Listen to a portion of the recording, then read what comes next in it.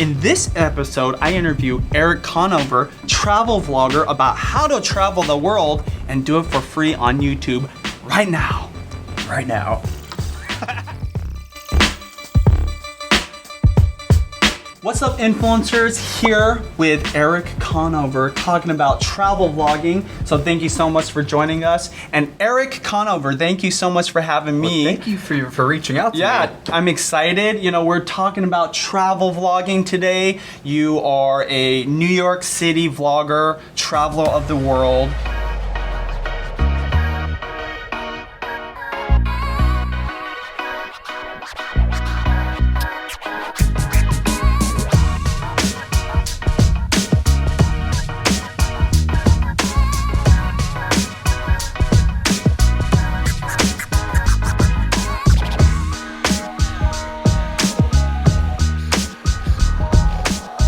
Can you share with us a little bit about yourself, how you started and where you're at today? Yeah, I'd love to. So my name's Erik Conover, and I started a YouTube channel about a year and a half ago, just more or less to have a creative outlet. I started filming my life here in New York, Monday through Friday. I got a schedule after about 3 months, and then in the past, I'd say 2 months, to really start developing into a travel channel, and it happened just so naturally. Yeah.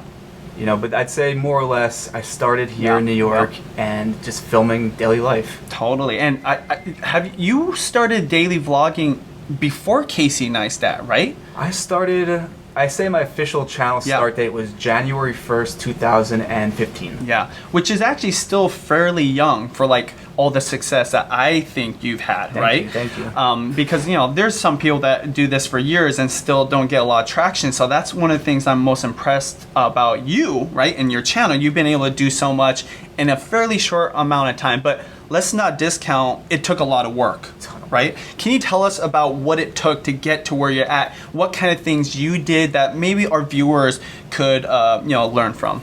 Yeah, so basically when you start on YouTube, you know this as well as I know, the beginning is the grind. When I first started, I was working a full-time job.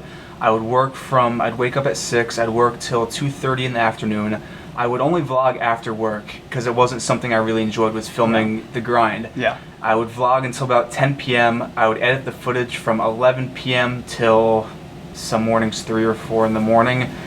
You can do the math. That's 3 to 4 hours of sleep per day, and I did that for 6 or 7 months, and then I got to the point where I started working less at my job and started putting out more content, better content, and then in November of actually last year, I started doing this full time. Yeah, awesome. And you know, one of the reasons I personally am enjoying this interview and wanted to do this interview is because I want to travel, right? I travel right now. I'm honored that I get to do it on YouTube the way I get to do it. And I think a lot of other people want to travel as well, right? Traveling is something people like work to do at the end of their lives when they retire. But what's awesome about YouTube, if you're willing to put in that hustle, you can do it right now, right? Right now. Yeah, can you tell us about how you've been able to do it? Because I know that even at your about 120,000 subscribers, you've had about 20 million views, that just the monetization on YouTube alone wouldn't do it for you. Can you talk about some of the other opportunities you've had, not only to get paid, but also to just travel for free? Of course. So it started with one trip. Since I started YouTube, I had wanted to start travel vlogging, and it just took one trip. My girlfriend and I, we were talking about it, and it was one of those now or never sort of things. We booked a trip to Costa Rica to this place called Playa Hermosa for 10 days on the beach, surfing, just hanging on the beach, very casual, and it was that one trip that the audience seemed to love the content. New people were coming to my channel after discovering my Costa Rica content. And then it sort of snowballed from that one trip. I checked my inbox after we got back to the States, and I had emails from the French tourism board. I had an opportunity to now travel to Japan. I'm leaving the day you leave, so a week from now. We're going to Japan. I know. It's a small world. Yeah. But that's more or less how it started, just with that one trip. Yeah. That's awesome. And then now you're getting invited from different entities in the travel industry, right? And that, that's one thing that people forget. Like, you don't always have to make the money or the income off of YouTube from the ads, right? Exactly. Like, there's so many other ways to do it. Like, what would be a couple suggestions that you would have for people not just starting out, but maybe even more so, that have done this for a while and have a following, whether they're a travel vlogger or just a regular vlogger, to be able to monetize? Yeah, I'd say, AdSense, you can't really live off of AdSense, especially when you're just starting your channel, and that can be very discouraging, I think, for people who want to start on YouTube. Yeah. I'd say really working those external revenue streams, like we were talking about, tourism boards. Tourism boards, not necessarily the best as far as earning income, but you get these opportunities to travel in exchange for content, and that in itself will build your brand. It'll build the equity you have as a travel vlogger. And then it almost just gets that snowball rolling down the hill, and then the deals start coming. Like I was just in Sydney, and I was there with a hotel group filming 360 videos, totally separate from my channel, just doing more so freelance work. And that was a paid opportunity, which came from the free opportunities. You brought up a point that is probably one of my favorite things to share with anybody. Not just the exposure to your audience, but like the content itself, right? Like, how many businesses out there just wish they could have that kind of content, right? For them, it might be a headache, or it might be a challenge. Maybe they don't have the right camera gear, or they think it costs too much. But you as a vlogger can come in there and bang out a video in a day, right? Something that's like, whoa, it blows their mind. So like, understand, like the audience that's watching this, that even if you don't have a lot of views, right? Even if you don't have a huge following, the content that you're creating for that business, right? Like even the hotel or the tourism board is maybe way more valuable to them, and most people totally discount it because you do it so regularly.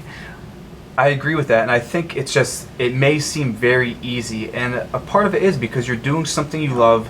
Regardless, whatever you do in life, if you're going to be successful at this, and this is something I've learned recently, you're going to put in the work. Whatever you're doing, there's going to be work involved. But I think what really distinguishes the kind of content that influencers put out that is travel-based is it's so personal. Like, for instance, I don't know if you want to segue into this. Go ahead, All of my travel content, for the most part, is filmed on this camera right here. This little point and shoot. That's all. I have a GoPro occasionally and a 70D. Canon. This is G7X. Yes, and then I have this goofy little wind muffler on top, which it's great for just blocking external noise, especially in Manhattan. But that's all you need. And I use this old school Canon S120, right? I saw that. That's in silver. Have you ever seen it in silver? Have you guys seen this in silver? You can only get it in Japan, and they don't even make these anymore. So I totally agree with you. You don't even need a lot. No, you don't. All right, so we like to take a little break in the middle of the interview to do what's called the lightning round. Are you ready for this? All right. Are you ready for it? It's call me by surprise, but let's do it. Let's go for it. All right, Eric. So I'm excited to ask you. Number one, would you rather give up watching movies for the rest of your life, or give up using social media for the rest of your life? Movies. That's a tough one, but movies. Every YouTuber says that too. I've never met a YouTuber that did not say that. Would you rather vlog in only New York City for the rest of your life, or never vlog in New York City and vlog the rest of the world? Wow. That is a tough one, because my audience right now, loves Manhattan. But I want to see the rest of the world. There you go. I'd say the rest of the world. Would you rather travel all over the world and never vlog, or live in one place forever and vlog every day? The latter. Oh, really? Travel the world and never vlog. Oh, yeah. Travel for me is such a deep thing that I've wanted to do my whole life, where I would do it even if... All right, zombie apocalypse. What's the first thing you grab, or the only thing you want to have with you? My girlfriend? Yeah, you just run? Okay. Last thing you grabbed out of the fridge? Oh. Almond milk. Cat or dog? Dog. Movie or book you would suggest to people that want to become a travel vlogger? Oh, this is a very good one. This is a very important one. Crush It by Gary Vaynerchuk. Ooh, good. That got this whole thing started for me about 2 years ago. Kudos to Gary Vaynerchuk. We do have his interview. We'll put the link down below to that. And what I love about Gary is, like, that book especially is good for anybody. It doesn't matter what you're doing, right? My movie recommendation, I just thought of it when I asked this question, because I've never asked it like that for like travel people, is Walter Mitty. So I got a couple more questions here. And you guys, if you guys want to ask a comment of Erik directly, we'll put all his links down below, okay? And then also put in the comments area. I always try to answer the questions as much as possible. YouTube can be a scary thing for a lot of beginners, right? And because you've had all this experience on YouTube, you've put in the hustle, you've learned a thing or two. Can you give us 1 to 3 tips of best practices for when you're uploading a video, tagging, whatever? Yeah, as far as best practices, I would say when you're first starting out, find that specific topic, one that you love, and 2 that you know people will search for. Yeah. For me, it was New York City. I lived here, I knew a good amount about the city, I knew people were searching for it, and that's what I really used to kind of get people's eyeballs on my channel in the very beginning. Absolutely. Let me think about that. Could you? Yeah. What about like when you're actually uploading to YouTube, or certain things you do within the YouTube area, or even off platform, like promoting your video to like get to the audience. Yeah, as far as promotion, Instagram and Twitter, definitely Twitter I need to work a bit more on, which is ironic because that's how we actually be here right now.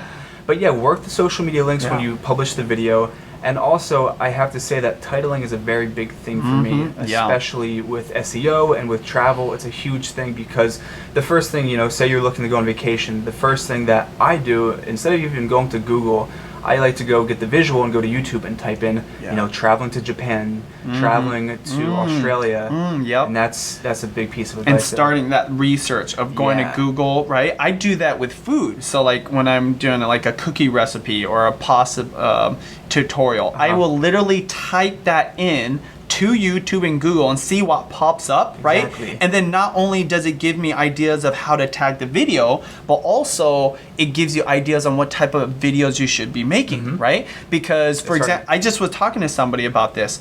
People will think this search term is something people are searching. They go into Google and YouTube, no one's searching it, right? Like they type in, there's no like suggestions.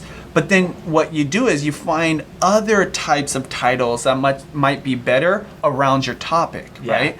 So I love that you do that research, because a lot of people, they just tape something and then put it up and hope that people will find it. I think honestly, the content is always what matters, but you have to package it. It's a good way to put it. You have to package it so people can find it.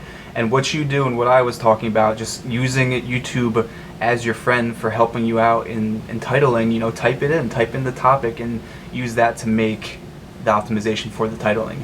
Boom. Anything else you want to share with the viewers about your channel? Tell us a little bit about where people can find you, and then leave us with your last thoughts about vlogging and traveling the world. Well, yeah, so again, thank you for having me, even just connecting, meeting for the first time. And that's the amazing thing about all of this is the connections that you can have with people all over the world, especially through traveling. But yeah, if you guys want to check out my channel, you can find me down below. It's just Erik Conover on YouTube. Pretty much on all social media, it's at Erik Conover. Totally, and yeah, we will put all the links down below, and make sure you reach out if you want to, like learn more from Erik, and definitely, subscribe to our channel too, because we have a ton of interviews with people that I feel like are travel vloggers, even though they don't, like label themselves that, and you can learn a lot about it. And the point is like, start today, upload something, even if you have one view on it, like the practice of uploading that video and titling it and tagging it and putting the info box and then seeing how people react to it is the most important thing. So thank you so much. Thank you. And catch you later.